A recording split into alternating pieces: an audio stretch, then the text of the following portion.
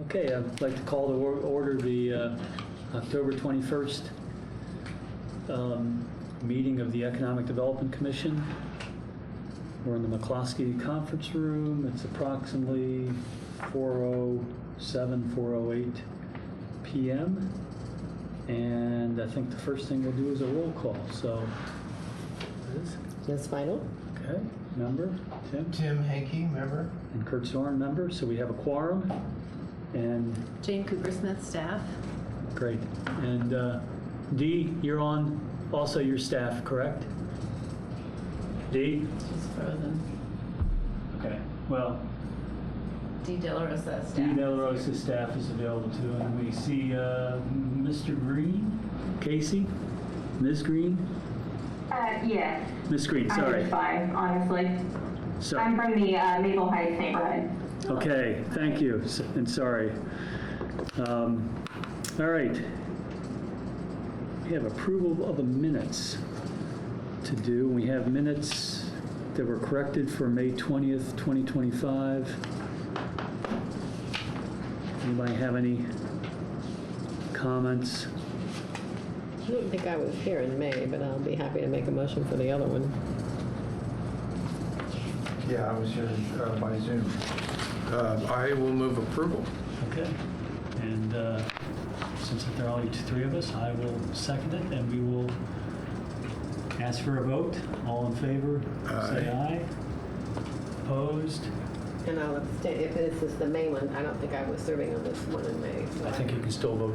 Oh, I can? Yes. Okay. I found that out a while back. Oh, that you can- okay. Even though you're not there, you can Okay, vote. then I'll vote yes if I can vote. Yeah, that'd be helpful. So, So that we can be done. that's right. So we can get those off the, Right. and then we have the, and Jane, correct me if I have missed something wrong here. The Tuesday, August 26th minutes for consideration and approval. Yep.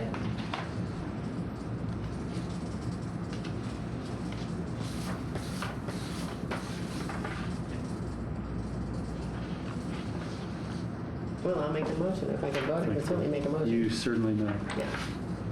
Tim, you want to second that? Yes, I second the approval of Okay. the August meeting. And of course, any comments? If not, then all in favor say aye. Aye. Aye. Any opposed? Any abstentions? And it passes unanimously. So, moving back to the agenda, we are in an area today we've got some things to discuss in general. And we thought it'd be a good idea to get some background on these issues as they're coming up in the future for possible action. So I'm going to turn it over to Jane. Yeah. So we placed two items on the agenda for general discussion.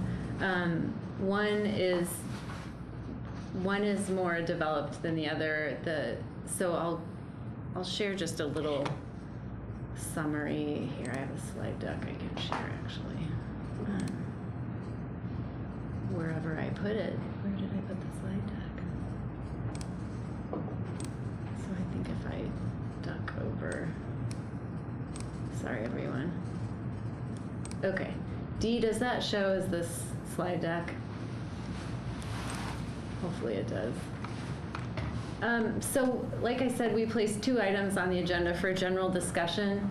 There are not necessarily actions for the EDC to take, but these fall in line with our,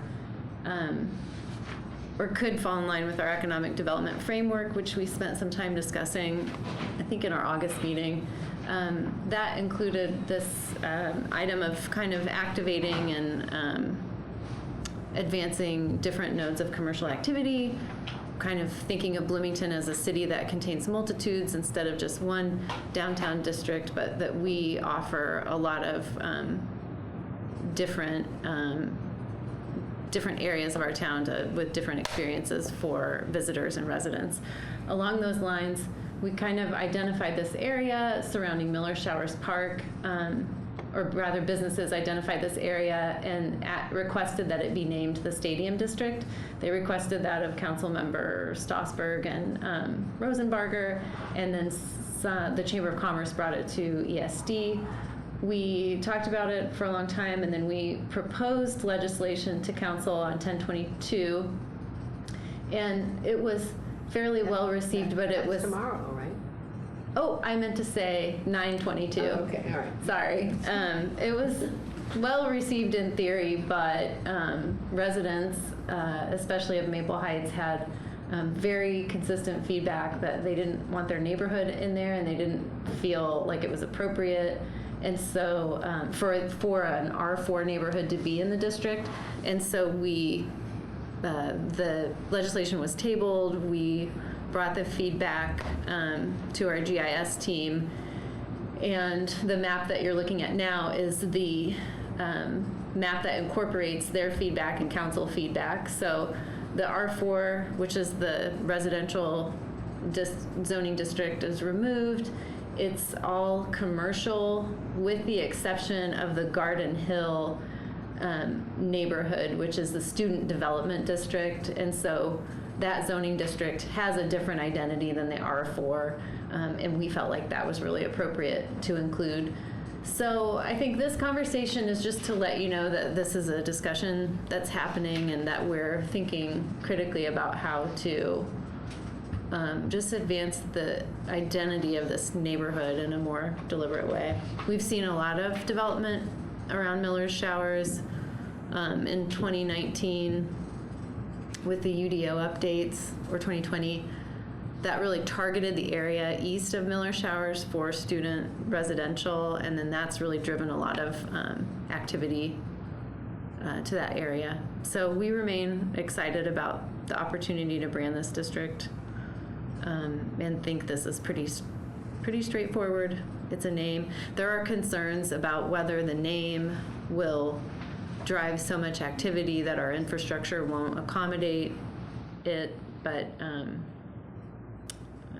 I don't think we're there yet. I think this is Which, a seed being planted. Yeah. when you say infrastructure, what kind of infrastructure do you mean?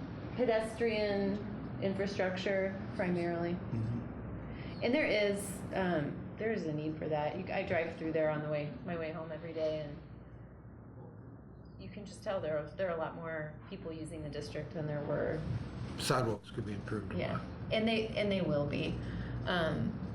The College Walnut corridor study kind of cooled off for a while and is picking back up again, and will include this area as well.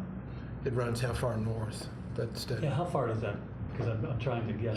I don't know if it goes north of the bypass or not, but it does. This, this according to map? this map, it goes. The map goes, it incorporates, so this outline, it's hard to see on screen here, but this is, this scoops Visit Bloomington. And so Okay, then, okay.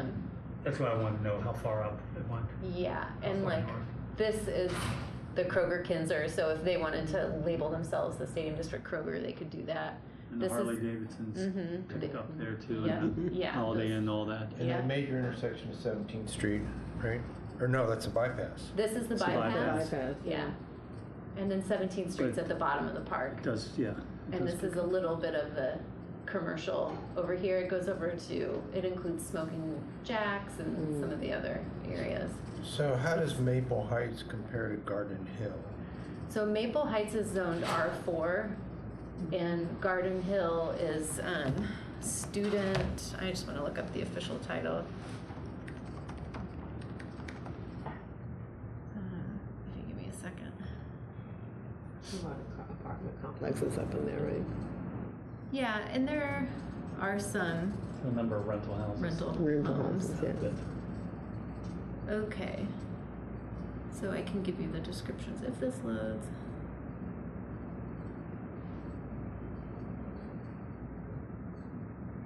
Mixed-use student housing. The mixed-use student housing district is intended to accommodate an adequate supply and mix of housing opportunities for students in areas adjacent or within easy walking distance to campus, along nearby commercial corridors with easy access to campus serving public transit, and to university provided parking, such as the area located directly west, southwest, and northwest of Memorial Stadium. This district is intended to have a high percentage of student-oriented housing units, including larger developments that might not be permitted in other districts, but not totally exclusive of other types of residential housing units. So part of Garden Hill does contain single family and owner occupied. There are the houses that are south of 17th, east of Yes. Right. College, or east of Walnut. But north of 17th, there's quite a few apartments up in there, right? Yep. Yeah. That's right. Yeah. And then if you want the same, R4 is residential, oh no, that's R3. I apologize, I think I was saying the wrong thing. Maple Heights is R3, which is residential small lot. The R3 district is intended to protect and enhance established residential neighborhoods by increasing the viability of owner-occupied and affordable dwelling units through small lot subdivisions, accessory dwelling units, and property improvements compatible with surrounding development patterns. The conversion of existing housing stock to more intense land use is discouraged. This district may be used as a transition between medium lot residential development and neighborhood scale residential. And a lot of the feedback was that we would inadvertently be supporting short-term rentals by including Maple Heights with the stadium district, and I think that's a very reasonable concern. And supporting short-term rentals is in direct opposition to all of our housing goals at the city, so I think it was a pretty clear case to pull that out.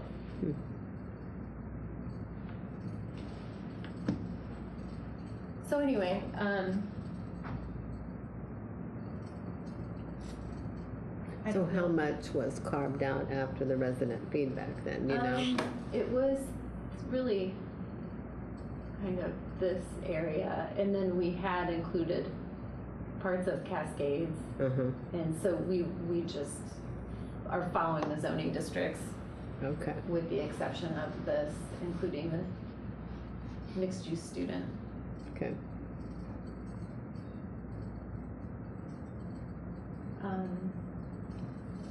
If there aren't questions on that, maybe I'll move on to the other topic, Yeah, which is a thank little. you. So what do we need to do with that? I Anything? don't, It's just an You had FYI. mentioned you may want the commission to, if they're so inclined to, you could make a Support. resolution in support of it. I mean, that would be awesome if that's what the commissioners decided to do. The council is hearing it again, I think the first week of November. And I kind of deliberately wasn't making an ask of you all today when the legislation was received with more controversy than what I anticipated. I thought, okay, this is just an opportunity to air it out and communicate a little more about what's going on, so. And then could we still do a resolution after the next council meeting, or would it have to be done before the council meeting? I don't know that it would be super purposeful after the council Yeah, meeting, okay. after the legislation's already Yeah. approved, but Would they find that useful, you think? The council?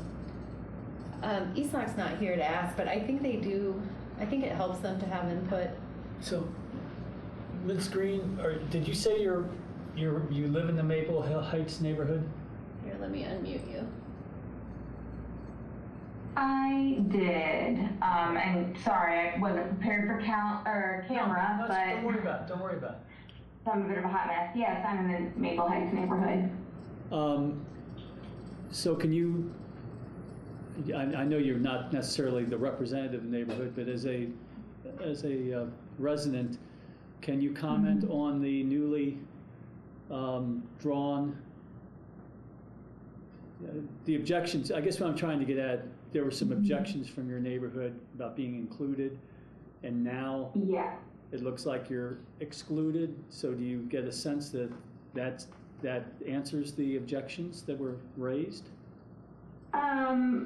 You know, we have a neighborhood association meeting later on this evening, so I don't know whether it speaks to other people's. It doesn't necessarily speak to all of mine, and it does appear, I would have to recheck our map, that some of Maple Heights is still in there. I was mostly sitting in today to, get more information because we didn't really find out about the proposal until right before the vote. So, you know, I don't want to be hasty.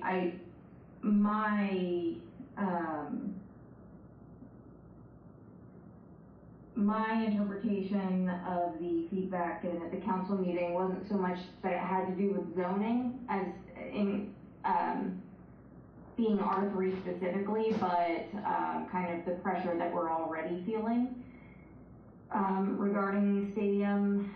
I don't want to say branding because no one's been officially doing it, but what we've been experiencing over the past 2 years from developers specifically seeking tailgate or stadium type business and tenants has been really rough. And so the concern is even, you know, if the line is 1 block over, we're still going to be impacted by all of that. The traffic, the vandalism, the, you know, noise complaints. And when I spoke to, very briefly,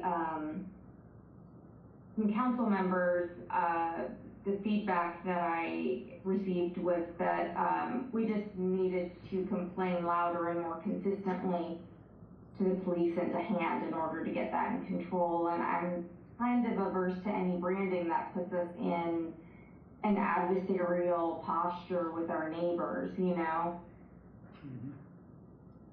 I don't know if that answered your question. It helps. I think I'm still just taking a lot of this in. Sure, that helps. Thank you. I will add, I did send the updated draft. It has a draft written on it, map to Tracy B., who's the president of the Maple Heights Neighborhood Association. And I had offered to come meet, but wasn't aware that you had a meeting tonight. So, and I have a conflict this evening, which is too bad because it was clear that conversation was needed. And also, I'm a former resident of Maple Heights. I wanted to just say that. I love that neighborhood. Yeah, and we definitely do want to support development. I do want to emphasize that the complaint isn't, you know, a wholesale, we just don't want it. But we do have a visitor tonight anyway, so she might not have. That's fine. Yeah, as long as you know the offer is important to have made and was made, so. Yeah, the one clarifying question I would have is, I thought the last one they rescheduled the vote for tomorrow, and then your also notice it's talking about early November, but then when I'm looking at the agenda for the Common Council, so is that just gonna be we're shelving it until November vote? Yes, that's right, because we haven't had the time to interact with, you know, the Maple Heights Neighborhood Association or the Garden Hill, which isn't as active. And so Hopi is going to be presenting a memo, or she put a memo in the packet that requested to table it until the first week of November. Oh, fantastic. Yeah. Yeah, and I really appreciate giving us the moment to like see what this would entail and, you know, get to know more. Yeah, and to be clear, this is for the commercial. I mean, we said it in the meeting and we had our map wrong, but this is for the commercial districts. This is for the businesses who requested to be able to self-label in this way. And our work, thanks, Ms. Green, is it okay if we remute? Thank you. Thank you for letting your input. Yeah, letting us put you on the spot. Can I just say one more Sure. little thing though, because just given on where you're going, I just want to make it clear, we are not confused about the difference of this being a commercial issue versus a residential renaming of our neighborhood. It sounded like people were reading it that way. We do understand that these are separate, but they are closely integrated and we are impacted by, you know, the businesses that are on, you know, I live right on the same block as what will be this district.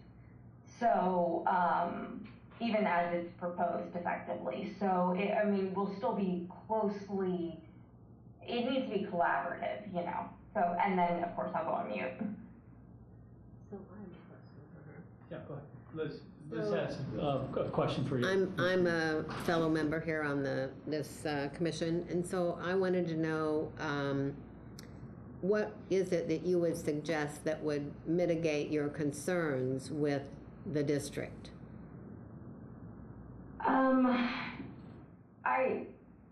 I hesitate to speak on that until I kind of get more information about how this was developed. Are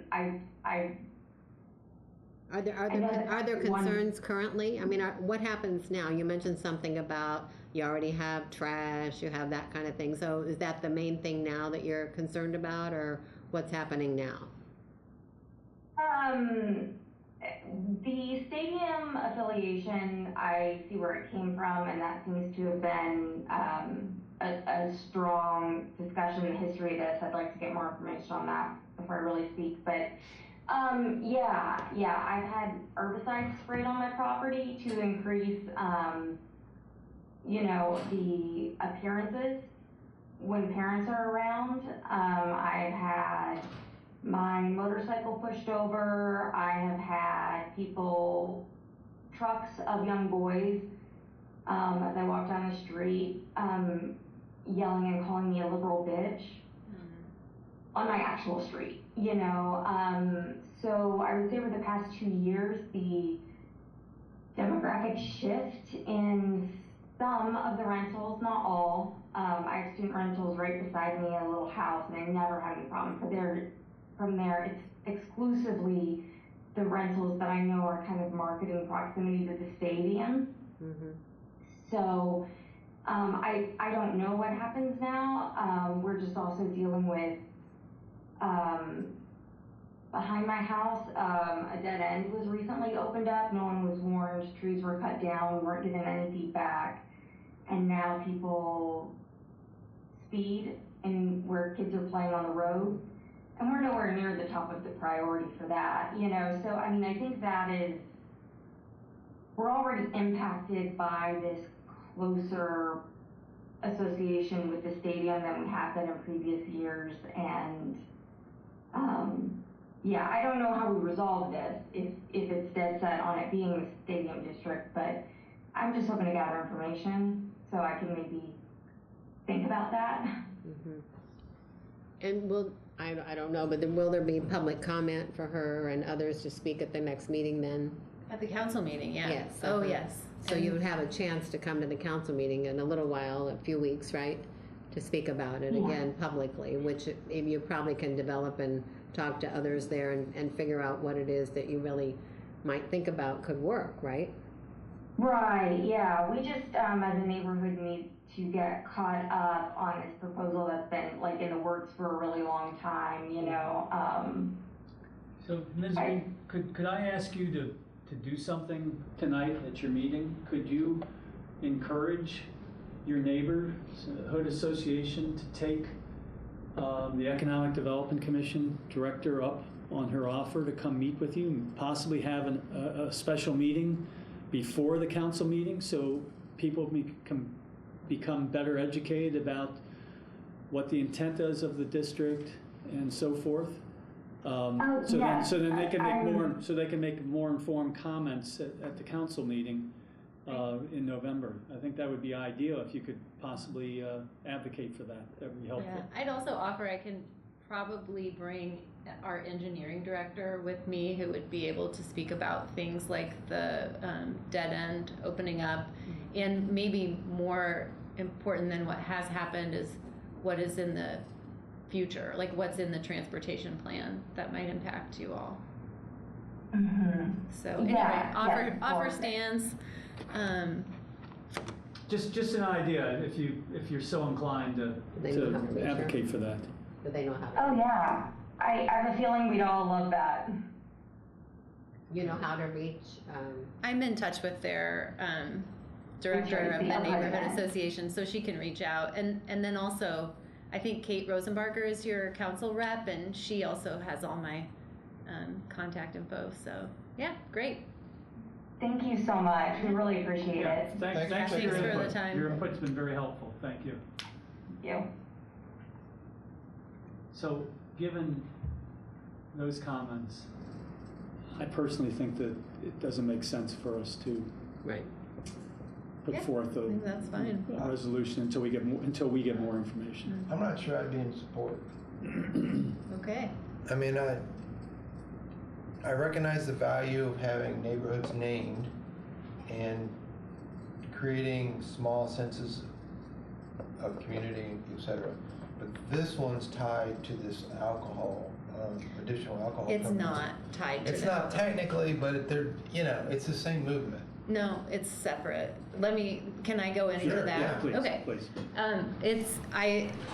I placed them here together. Before we leave this Oh. issue, can I ask about, like, for instance, the neighborhoods, if they could be able to count on more patrols and that kind of thing? Is that being discussed anywhere during stadium events? You know what I mean? That's a great recommendation. I don't know what the current practice is. I assume that's already standard I because would there's like to advocate for that. so many bodies up there. I But think you have to get the IU University Police, because they do a lot of the Even off patrolling campus?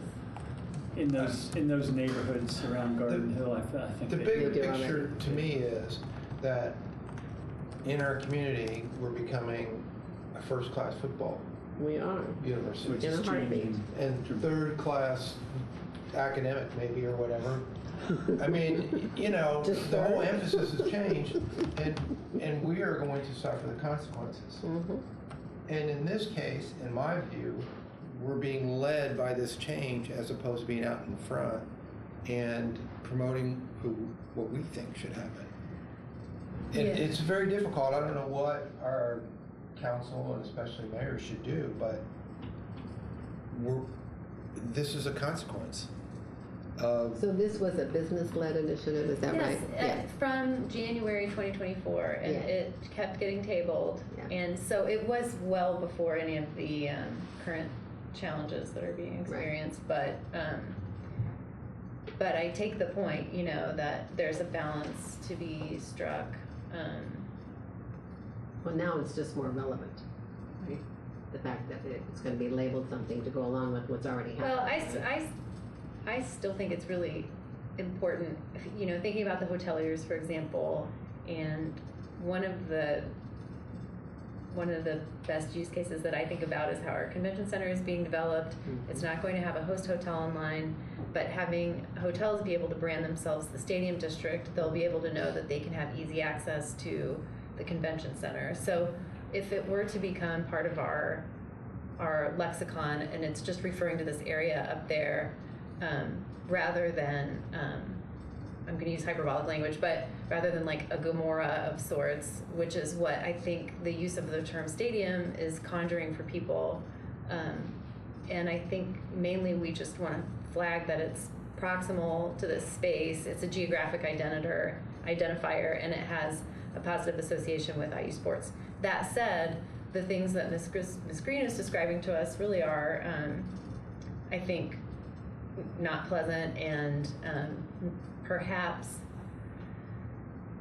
a symptom of the student population that's been driven on into this north side. So it's probably, I think those experiences are a result of changes that are years in the making from our driving, of students up that way. I don't know. I'm probably speculating too much.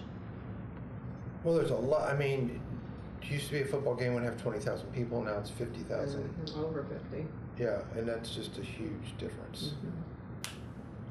Yeah. But I feel like we react to problems a lot, as opposed to, yeah.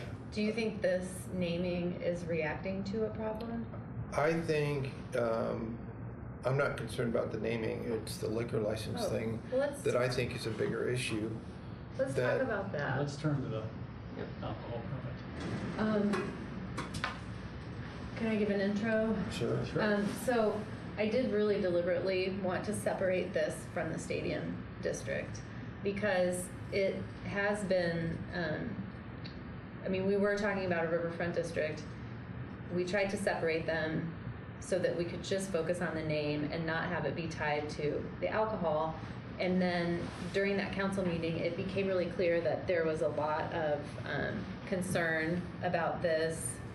And so I think that calls for an opportunity to talk about the idea of permits that are allowable outside of the quota system in Bloomington in different contexts, because there are a number of ways that they could be allowed, and there are a number of ways that they're used as a tool across the state. And so what I gathered from the comments in our city council meeting were that there were a lot of concerns, and I think we were accounting for some of them in the way that we were thinking about it, but there's just a lot of communication that has to happen first before we go anywhere near legislation. So what I thought today I would do is just share a little background information and just listen to, you know, your thoughts about this as an economic development tool. Is that okay? Sure. So this is just really basic. The ATC allows a certain number of permits in Bloomington based on the quota system. I believe I've got the number, it's per 1,500, one per 1,500 residents-ish. And Bloomington hasn't had any added since for 10 years. Since the 2010 census, because when the 2020 census hit, our numbers were down, and so we were not added any. There are a number of programs that allow a municipality to exceed that quota. I think Bloomington is eligible for 2. Any programs related to these types of permits would be authorized by council, but they would be managed by the Indiana ATC. So it's not like all of a sudden the locals would be able to issue these permits. It's just we would make requests to the ATC. But this is the part that I think might be more interesting. So riverfront districts, I just started looking for them, and this is not a complete list, but they're all over the place. Some of them are next to ditches, and some of them are next to actual rivers. The historic districts are a little more restrictive. I've had more trouble finding those because you have to have the location of a historic jail, sheriff's residence, and opera house, and Bloomington happens to have those things. We do. Mm-hmm. In Fountain Square Mall, there's an old opera house on the corner. So if you look on the outside of the building, there's like little rose-colored alcoves with like vases sculpted in them. Oh, wow. That was the front of the opera house. So this is just a very short list of what I think of as the pros and cons, I guess. And then I want to know what you think. Actually, this is out of order though. There are those 2 programs. Oh, other state programs. So then there are a ton of other state programs that allow exceedance of the quota system, and we have some of these, right? We have a distillery, we have breweries, so we have those permits already. We don't have a lakefront. There's specific state code that actually just names cities and says these cities get extra permits from their quota. So the state just decides, like, we're gonna give you guys this extra economic development incentive because they know it's a critical driver of revenue. So the permits allowed in this state code are long-term assets. So I think a main thing to be aware of is that the permits that are allowable through like the riverfront or the historic district, those are temporary, 1 year, non-transferable. So the quota permits, the ones that are per every 1,500, are major investments for businesses. People have paid $250,000. Someone just told me they paid $200,000 for theirs, and so there's a strong desire on the part of the people who are footing the bill for those expensive permits. They want to protect their investments, and they want to make sure that they're not devaluing them. Those long-term assets can be used to leverage debt. You can bank a business loan with those. You can transfer them, you can sell them, and people do, right? There's a whole economy of those permits in Bloomington, although I don't think it moves very much anymore. Is that a one-time charge, the $250? Yes, and Okay. then it's yours and you own it. Okay. So I think that a big concern is whether adding additional permits through the temporary annual programs would devalue the long-term assets. So that's listed as a con. But then these are just some of the other, and it goes on and on. They add them for historic theaters, for city markets, for malls. Hotels have their own permits. So, the posture in Indiana was really restrictive for alcohol permits for a long time. And then you can see when you read the code, gradually they just add and add and add and add.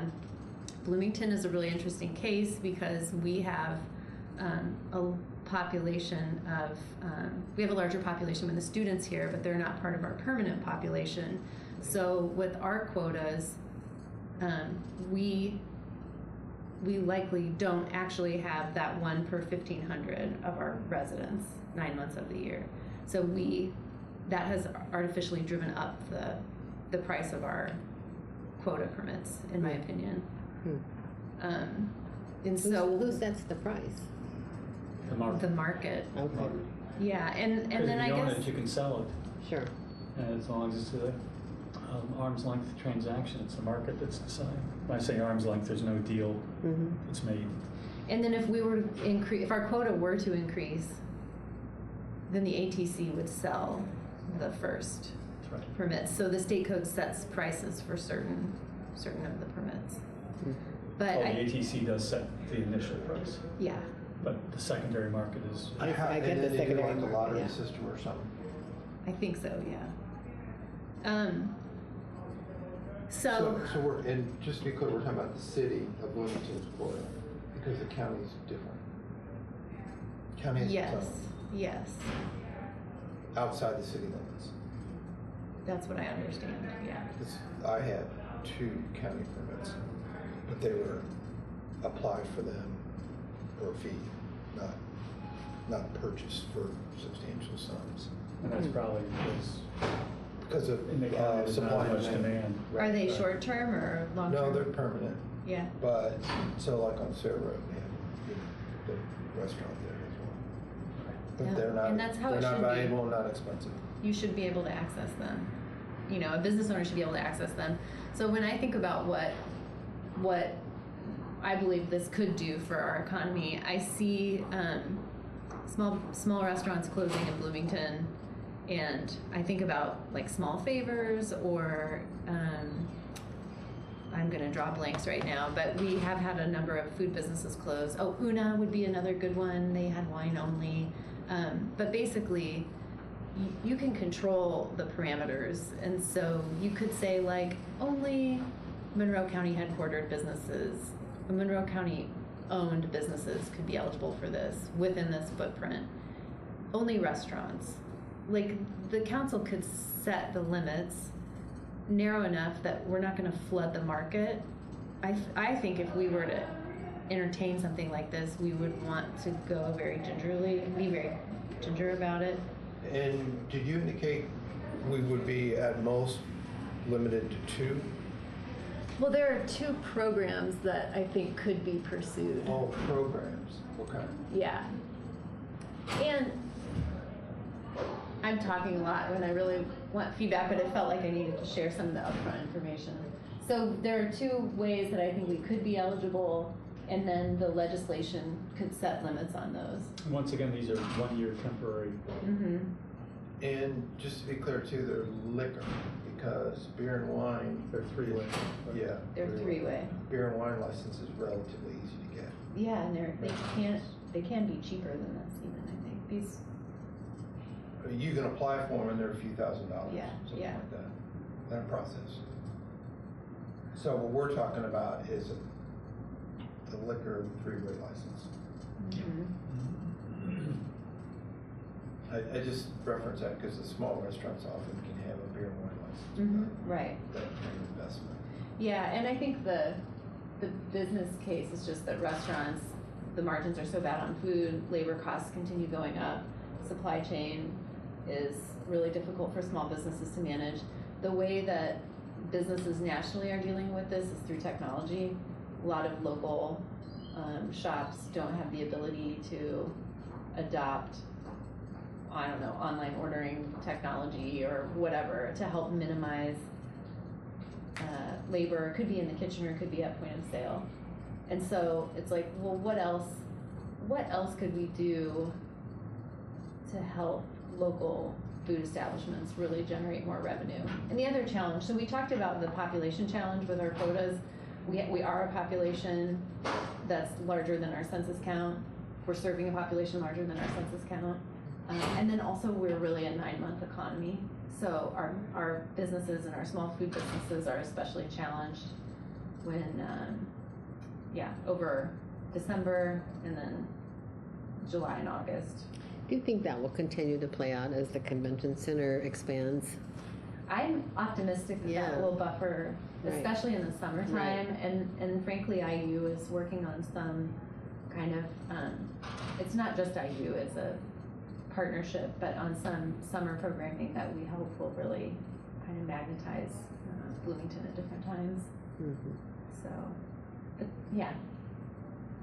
I think it could make a difference for sure, the convention center, the expansion Mm-hmm. for the year round. I mean, they'll be able to attract much larger conventions now with the expansion. Yeah.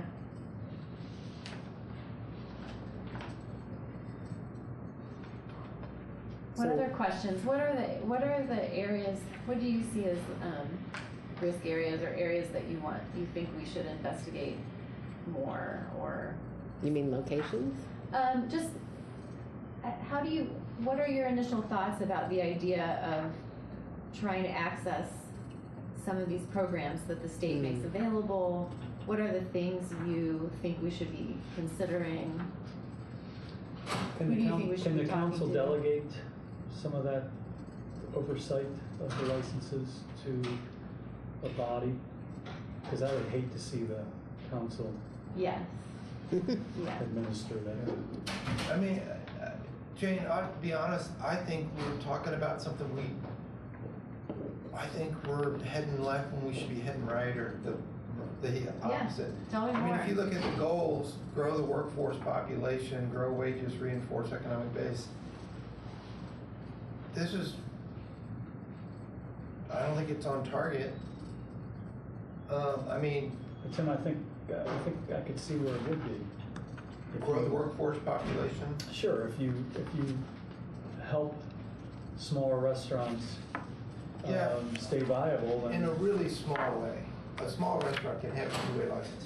I mean, the businesses that we've talked to, and so many people have identified affordable, and I have 4 kids who left the community, okay? So that's part of the growing the work. I wish those 4 kids and their spouses would be back here right. as part of the workforce population. So that's my personal vendetta right now. And it's all housing affordability and job opportunities. I don't disagree with you, but I believe in doing things on the margin. I think this could have a real effect on the margin. I'm not against this. I wish we were focused on making housing, homes, viable homes, whether they're condominiums or some other fashion. I wish we were focused on that. I don't think they're mutually exclusive. That's what I'm arguing. Well, except for our time and energy and the staff's time and energy. That's all. That's where I am. Well, Because how much time does this take? I mean, the I think council- it would take a significant amount of community outreach if we were to pursue this. But I'll also say, I think this lands very squarely under supporting small business development, and that does factor into the workforce attraction piece. Part of what has made Bloomington a really great place over the years is our independent culture, our quaint businesses, our exceptional food culture. Yeah. And we know that if we're to attract workforce population, you have to have amenities. And frankly, Bloomington is not competing. It's Carmel, it's Fishers. That's where young people are going, and it's because we're not offering the right things for people in their 20s to want to stick around here. And I think being able to diversify this and also buttress these small businesses at the same time really helps do that. To your other point, there are some things I can't talk about yet, but I mean, we're working so hard. We're working mostly on housing, affordability and incentives.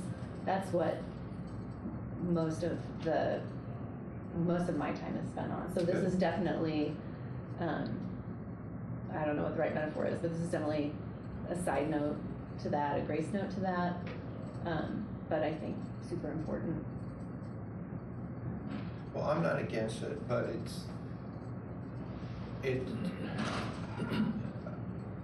I am a little concerned about the whole impact of the culture of the university changing, to being a football university, and, you know, the 7 or 8 home games per year.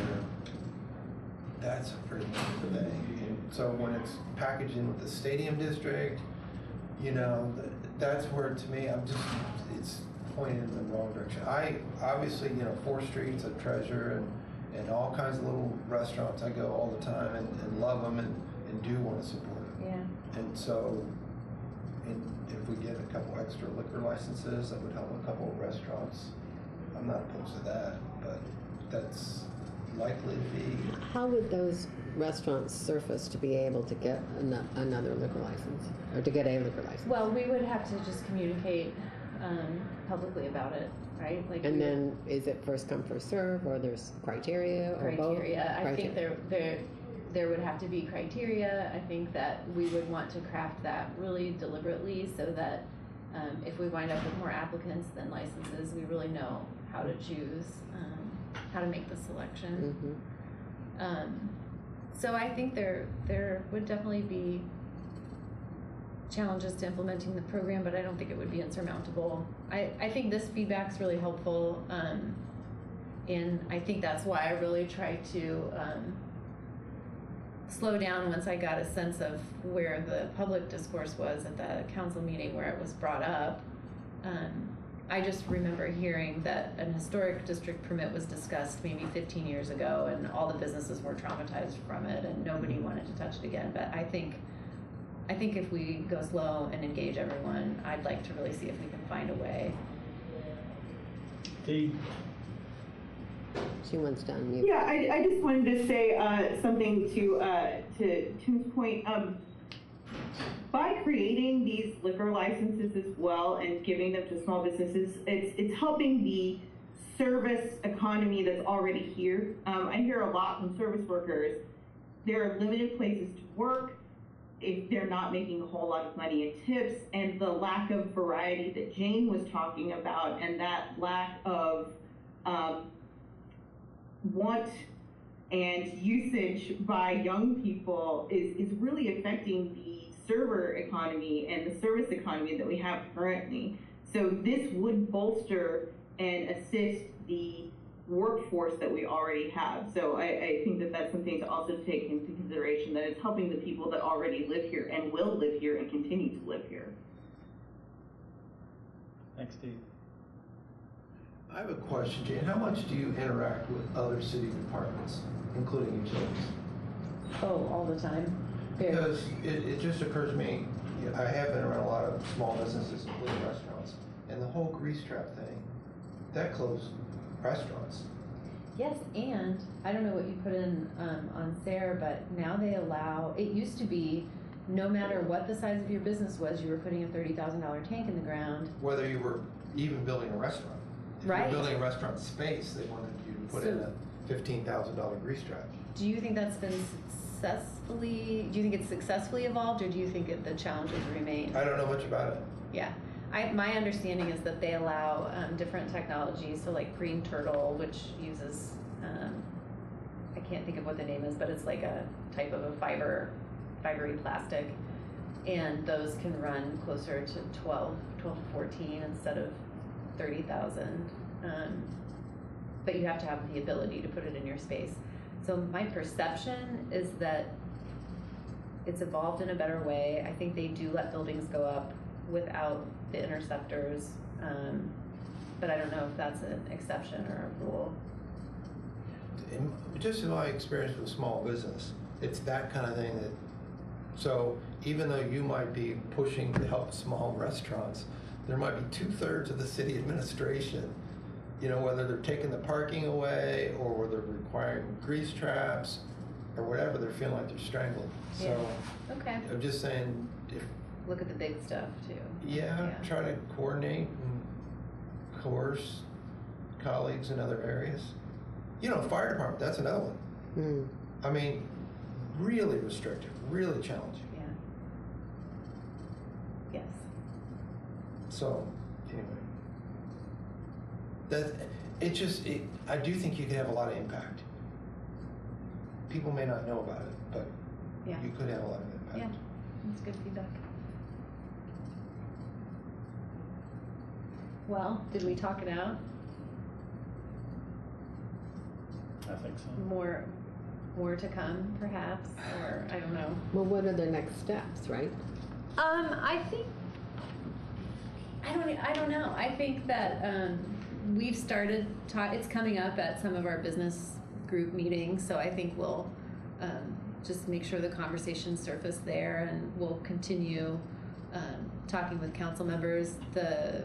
There's no council member sponsoring three-way permit legislation at this time. Mm-hmm. So I think it's just early. I think it's early days for this, which is completely fine.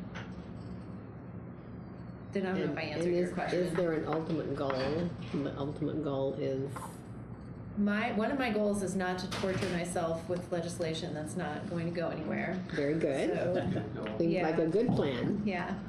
So I think I just want to explore more and see if before it becomes a see if we possibility. want to do this as a community. Right, And if we don't, then right. Is there a restaurant association here anymore? no. And we're There really used to be. missing that. Yeah, Bira. Vera, They were Huh. important. They were very Yeah, important. but we do have a lot of leadership in that community. Mhm. It's just not a formal. It's not a formal network, which then runs the risk of people not being included, businesses not being included. Yeah. So Of course, the Vera stood for independent restaurants, so I mean, there's a clear distinction between a chain and an independent. Yeah. So I mean, that's just by the nature of the name. yeah. So the chains wouldn't be included, Yeah, so I they're a different operation. I laugh because at one point Hopscotch was under some local rule considered a chain because we have more than one location. Yeah. So we're not. Remember Bloomington Bagel was surprised to be. Oh yeah, they were a chain too. Yeah. Anyway. Right. All right. No more discussion on the three-way licenses? No, just I want to say thanks for Sure. exploring that with me, and thanks for asking questions and Thanks for kind of allowing, extracting some Thanks information. for allowing my crabby input. No, it's useful. I don't mean to come show and be so crabby, but Do we have any old business to consider? I don't No? think so. Anything else? Not for me. Tim, Liz, Jane, Dee? Anything from anybody there? Does Casey have anything else? Casey, anything else you want to say before we adjourn? No, I'm all right. Thanks. Okay, thank you. So we are adjourned.